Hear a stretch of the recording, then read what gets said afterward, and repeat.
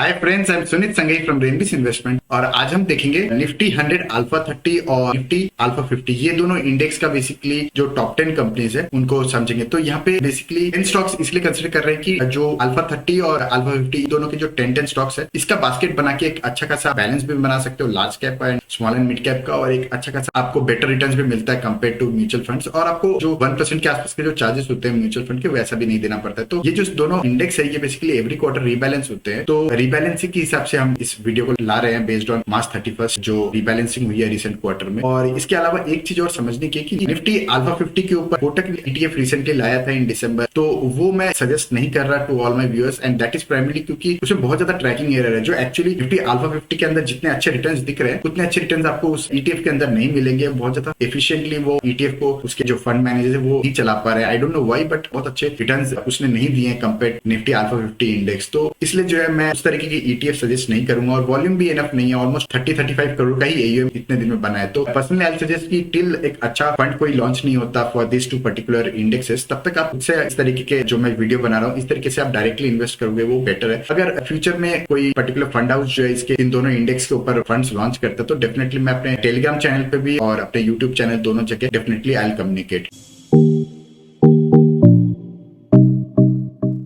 पहले Nifty 100 alpha 30 index की बात कर लेते हैं। तो ये एवरी क्वार्टर रीबैलेंस होता है 31 मार्च, 31 जून, 30 सितंबर और 31 दिसंबर, ये चारों डेट्स को ये रीबैलेंस होता है। बेसिकली नेक्स्ट डे पे रीबैलेंस होता है उसके बाद, तो यानी 1 अप्रैल एंड सिमिलरली 1 जुलाई, 1 अक्टूबर और 1 जनवरी को ये रीबैलेंस होता है। और ये इंडेक्स जो है ये 2005 से इन लोगों ने बैक टेस्ट किया है NSE ने, और लॉन्च हुआ था ये जून 2019 में। तो ये इंडेक्स के अंदर जो है थोड़ा सा हम समझ लेते हैं कि ये कितना अच्छा इंडेक्स है, वाकई में बहुत अच्छा इंडेक्स है कि नहीं है। तो ये बेसिकली लार्ज कैप के कंपनीज को रिप्रेजेंट करता है, टॉप 100 कंपनीज में से top 30 companies based on alpha. ये जो अल्फा ये बेसिकली जेनसेंस अल्फा पे है। इसके ऊपर मैंने डिटेल वीडियो भी बनाया था निफ्टी 100 अल्फा 30 के ऊपर, आप चाहो तो वो वीडियो देख सकते हो। यहाँ पे हम बेसिकली क्वार्टरली रिव्यू कर रहे हैं। तो अभी करंट क्वार्टर में बात करूँ तो इसकी परफॉर्मेंस कैसी रही है। तो लास्ट 1 ईयर में इसने 37% के रिटर्न्स दिए compare to Axis blue chip जो लार्ज कैप कैटेगरी के सबसे अच्छे फंड्स है। एक्सिस ब्लू चिप ने 14.4% दिए, कैनरा रोबेको ने 14.5%, मिरर एसेट लार्ज कैप ने 18.43, और वही 5 साल की बात करें CAGR लेवल पे तो 18.2% के रिटर्न्स दिए निफ्टी 100 अल्फा 30 ने। एक्सिस ब्लू चिप ने 16.4, कैनरा रोबेको ने लगभग 15.5% और मेरे एसेट में 15.3%। और करंट ईयर में भी देखें जनवरी से लेके अप्रैल तक का ये डेटा है, 31 मार्च तक का डेटा है, तो 1.32% रिटर्न्स दिए। मोरलेस मार्केट एक कंसोलिडेशन फेज में है। वहीं पे एक्सिस ब्लू चिप ने -3%, कैनरा रोबेको ने -0.6% और मेरे एसेट ने 0.44%। ये रिटर्न्स के से आपको दिखता है कि इतना अच्छा स्ट्रेटेजी निफ्टी 100 अल्फा 30 है compare to the top large cap category के जो फंड्स है। और वहीं कंपनीज की बात करूं तो ये बेसिकली 31 मार्च के हिसाब से जो NSE की साइट पे मुझे स्टॉक्स मिले उसके हिसाब से, तो यहाँ पे मैं 10 स्टॉक्स की बात करूंगा निफ्टी 100 अल्फा 30 के अंदर। तो पहला कंपनी होगा अदानी ट्रांसमिशन। तो ये जो 10 कंपनी बेसिकली सबसे ज्यादा वेटेज वाली कंपनीज है, जो सबसे ज्यादा अल्फा भी है इनके अंदर करेंटली। तो अदानी ट्रांसमिशन की बात करूं तो इनका जो बिजनेस है ये basically power generation, power distribution and power transmission, ये तीनों में है। और इसका बिजनेस जो है काफी सारे स्टेट्स में फैला हुआ है, गुजरात, राजस्थान, बिहार, झारखंड, यूपी, महाराष्ट्र, हरियाणा, और लगातार ये अलग अलग स्टेट्स में एक्सपैंड भी कर रहे हैं। और वहीं अगर मैं इसके प्राइसेस की बात करूं तो लगातार ये अमेजिंग तरीके से रैली कर रहा है, और 200 डे मूविंग एवरेज से काफी ऊपर भी है, जो दिखता है कि कंपनी जो है एक अच्छे खासे अप ट्रेंड पे है। और अगली कंपनी की बात करूं तो इन्फोसिस। तो इन्फोसिस जो है ये one of the largest IT service provider है इन इंडिया, एंड इसके अक्रॉस वर्ल्ड क्लाइंट्स है, यूरोप में, US में और ऑस्ट्रेलिया जैसी कंट्रीज में इसके काफी सारे क्लाइंट्स है। और पैंडेमिक की वजह से इन जनरल सारी IT कंपनीज को एक अच्छा खासा एडवांटेज भी मिला है। जो टेक्नोलॉजी इंप्लीमेंटेशन जो प्रोजेक्ट्स जो है वो 10 साल 8 साल में होने थे वो फास्ट फॉरवर्ड हो गए हैं, 2 साल 3 साल के अंदर प्लानिंग हो रही है। तो काफी सारे नए प्रोजेक्ट्स भी आ रहे हैं और इसके काफी सारे सेंटर्स भी है अक्रॉस इंडिया। कंपनी की प्राइस की बात करें तो अगेन 200 डे मूविंग एवरेज के ऊपर है और लगातार एक अप ट्रेंड में है लास्ट 1 ईयर से, इनफैक्ट लास्ट 2 ईयर से ही अप ट्रेंड में है। तो यहाँ पे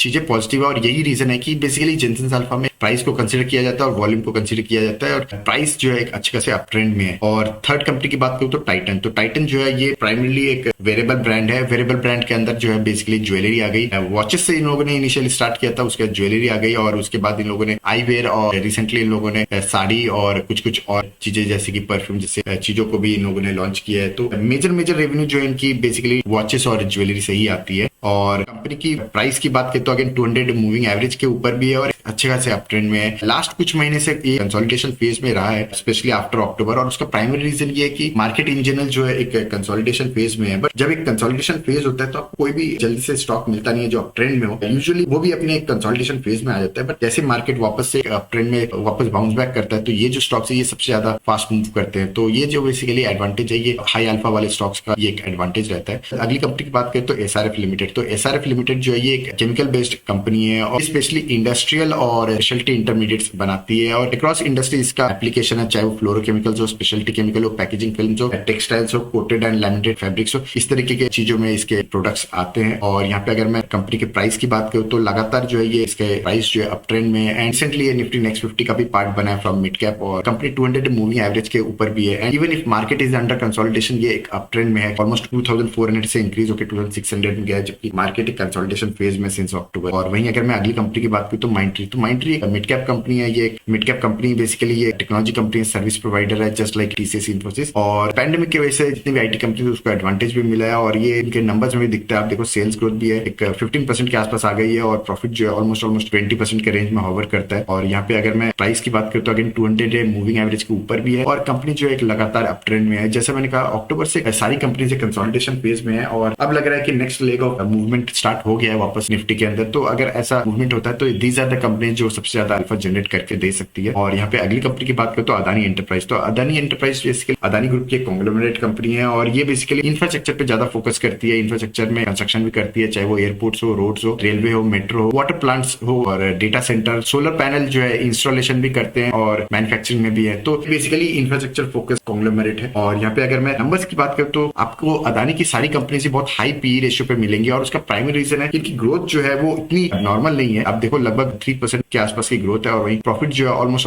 12% है इन 3 years and 5 years, almost 1%। But price जो है बहुत ही महंगा है। बट हम इस तरीके की स्ट्रेटेजी में हम बहुत ज्यादा फंडामेंटल एनालिसिस नहीं करते हैं, प्राइस को फोकस करते हैं और अगर प्राइस में एक डाउनफॉल आने लगता है विज़-वी ब्रॉडर मार्केट तो हम उससे एग्जिट कर जाते हैं। तो हमारे रूल्स जो है वो रूल्स डिसाइड करते हैं एंट्री एग्जिट, हम फंडामेंटल्स पे नहीं जाते। तो ये स्ट्रेटेजी थोड़ी फंडामेंटल से डेविएट करने वाली स्ट्रेटेजी है। तो अगर आप ये स्ट्रेटेजी यूज करो तो don't look at the fundamentals, आप सिर्फ प्राइस और वॉल्यूम को कंसिडर करते हो। और यहाँ पे अगर मैं प्राइस की बात करूँ तो लगातार जो है ये एक अप ट्रेंड में है और मार्केट कंसोलिडेशन फेज में था सिंस अक्टूबर और इवन देन इसने एक अच्छा खासा रैली दिखाया है। और यहाँ पे अगर मैं अगली कंपनी की बात करूँ तो बजाज फिनसर्व। तो बजाज फिनसर्व जो है ये बेसिकली होल्डिंग कंपनी है। ये बेसिकली खुद का इनका कुछ बिजनेस नहीं है, ये बेसिकली 3 कंपनीज को प्राइमरी होल्ड करती है। एक तो है बजाज फाइनेंस जो बेसिकली आपका एनबीएफसी सेगमेंट है, जो लोन्स वगैरह देता है, क्रेडिट कार्ड देता है। और उसके बाद सेकंड बिजनेस आ जाता है इनका इंश्योरेंस बिजनेस जो बेसिकली बजाज अलायंस है, इसको भी होल्ड करता है। इसके अलावा वेल्थ मैनेजमेंट और पावर जनरेशन से भी एक छोटा सा रेवेन्यू आता है। मेजर इनका जो बिजनेस है वो basically insurance and finance segment, in loan segment से है। तो जो इंश्योरेंस सेगमेंट है बजाज अलायंस वो अभी भी लिस्टेड नहीं है, तो वहाँ पे एक मेजर वैल्यू अनलॉकिंग हो सकती है इन फ्यूचर। बट हम फ्यूचर की बात बहुत ज्यादा करेंगे नहीं यहाँ पे। बेसिकली यहाँ पे प्राइस को हम कंसिडर करके इमीडिएट जो एडवांटेज है हमें प्राइस मूवमेंट से वो लेने का है। तो यहाँ पे अगर आप देखोगे तो कंपनी जो लगातार एक अप ट्रेंड में है और 100 मूविंग एवरेज के ऊपर भी है और due to broader market in consolidation phase ये भी कंसोलिडेशन फेज में आया हुआ है। और यहाँ पे अगली कंपनी की बात करते हैं टाटा स्टील। तो टाटा स्टील जो है ये one of the largest steel manufacturer of India है और अक्रॉस एशिया भी ये one of the biggest company है, ऑलमोस्ट 100 years के ऊपर की कंपनी है। और यहाँ पे जैसे जैसे कमोडिटी प्राइसेस इंक्रीज हो रहे हैं लास्ट 1.5 years से 2 years से, तो यहाँ पे इनको भी बहुत अच्छा एडवांटेज हुआ है क्योंकि प्राइस राइज होने से इनकी जो इन्वेंट्री उसकी भी वैल्यू बढ़ जाती है और जो माइनिंग करके लगातार ये जो स्टील मैन्युफैक्चरिंग करते हैं उसमें भी इनको बहुत ज्यादा प्रॉफिट ग्रो होता है। तो ये बेसिकली एक साइक्लिकल बिजनेस है जहाँ पे टाटा स्टील जो है लास्ट 8-10 साल से अच्छा नहीं कर रही थी and recently due to commodity prices rising लोगों को एक अच्छा खासा प्रॉफिट में ग्रोथ हुआ है। और यहाँ पे अगर मैं बिजनेस की बात करूँ तो ये नॉट जस्ट एडिशनल स्टील, ये हाई वैल्यू एडेड प्रोडक्ट्स भी बनाते हैं, चाहे वो हॉट रोल्ड हो या कोल्ड ड्रिल हो या फिर कोटेड स्टील हो या फिर वायर्ड ट्यूब्स एंड वायर्स हो।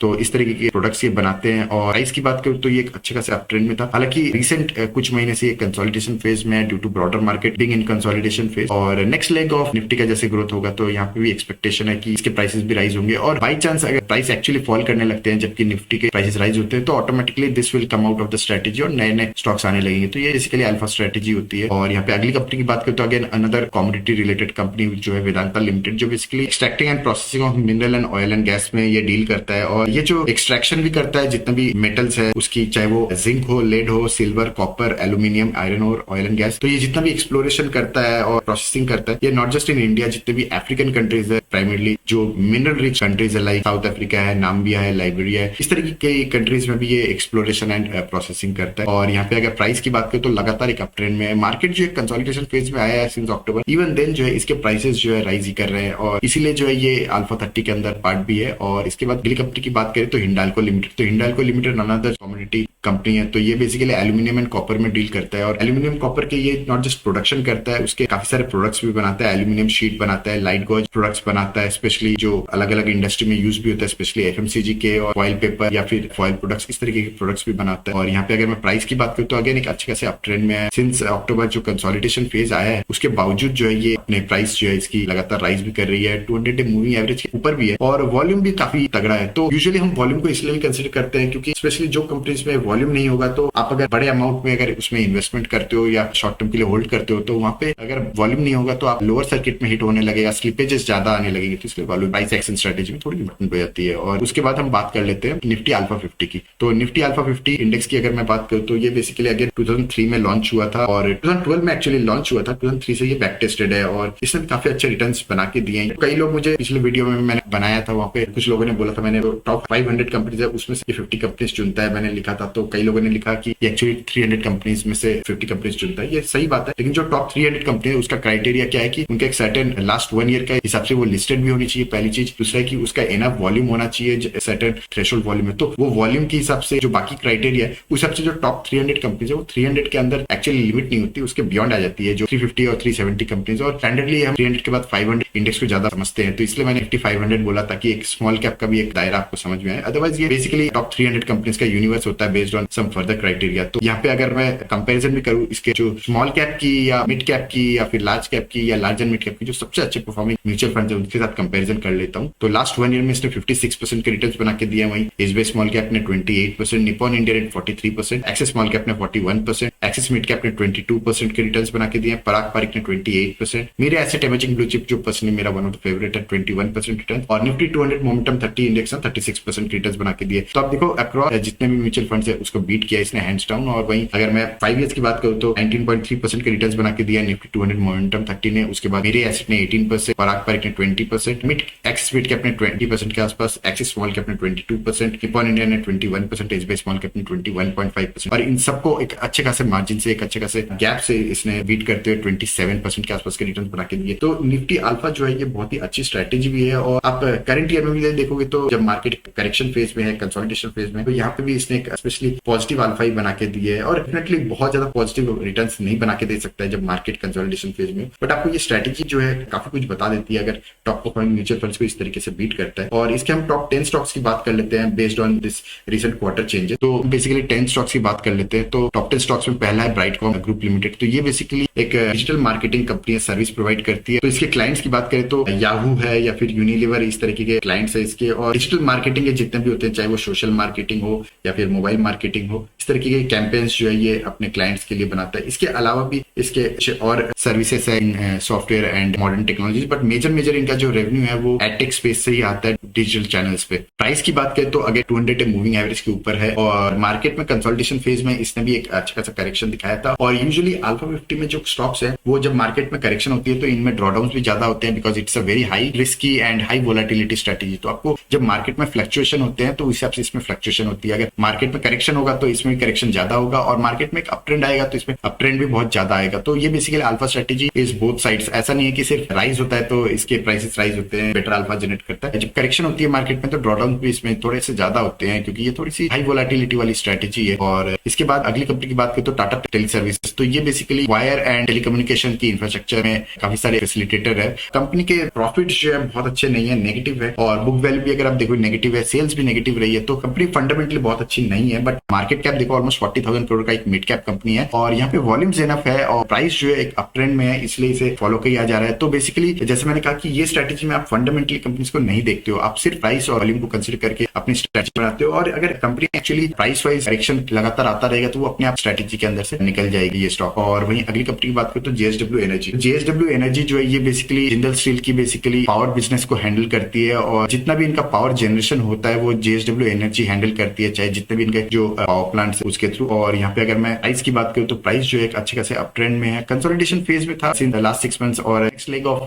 Growth again in terms of price जैसे ही आएगी मार्केट में तो इसके प्राइस प्राइस भी एक्सपेक्टेड है कि इसके प्राइस राइज करेंगे। एंड वहीं अगर मैं अगली कंपनी की बात करूँ तो केपीआईटी टेक्नोलॉजीज, तो केपीआईटी टेक्नोलॉजी के ऊपर एक डिटेल वीडियो भी मैंने बनाया था। ये बेसिकली एम्बेडेड टेक्नोलॉजीज में है। बेसिकली ये जो सॉफ्टवेयर, जो टीसीएस इन्फोसिस जैसी कंपनी है जो सॉफ्टवेयर सर्विस प्रोवाइडर है, इस तरह की कंपनी नहीं है। ये बेसिकली एम्बेडेड सॉफ्टवेयर बनाती है। प्राइमरली ये एआई और tech based digital new technology based solution जो बनाती है, ये ऑटोमोबाइल सेक्टर के हिसाब से ज्यादा बनाती है और इसका मेजर फोकस ऑटोमोबाइल सेक्टर की तरफ ज्यादा है। और इसके जो बेसिकली डेवलपमेंट सेंटर्स है, it is not just in India, it is there in Europe, US, Japan, China जैसी कंट्रीज में भी है। और मोस्टली ये बेसिकली एक थोड़ी सी हाई वैल्यू एडेड प्रोडक्ट्स की तरफ ज्यादा फोकस्ड है। और प्राइस की बात करूँ तो लगातार एक अप ट्रेंड में एक अच्छा खासा मल्टीबैगर जैसा बन गया है ये कंपनी। और यहाँ पे अगर मैं बात करूँ तो अक्टूबर से मार्केट में जब करेक्शन आई उसके बाद भी अप ट्रेंड में था, बट जनवरी में जब बहुत ज्यादा करेक्शन आने लगी तो यहाँ पे भी थोड़ी सी करेक्शन आई है। But nevertheless it is still in एक अप ट्रेंड और 200 डे मूविंग एवरेज के ऊपर भी है। अगली कंपनी की बात करें तो एंजल वन, तो एंजल वन जो है ये बेसिकली ब्रोकर है। तो बेसिकली जस्ट लाइक जीरोधा, 5पैसे जैसे प्लेटफॉर्म की तरह ये भी ब्रोकिंग सर्विस प्रोवाइड करता है, डिस्काउंट ब्रोकर है। और ये बेसिकली आप स्टॉक्स, कम्युनिटी, करेंसी की जो भी ट्रेडिंग होती है उसके लिए प्लेटफॉर्म देता है। और अगर आपने यूट्यूब में काफी सारे यूट्यूब कंटेंट क्रिएटर्स इस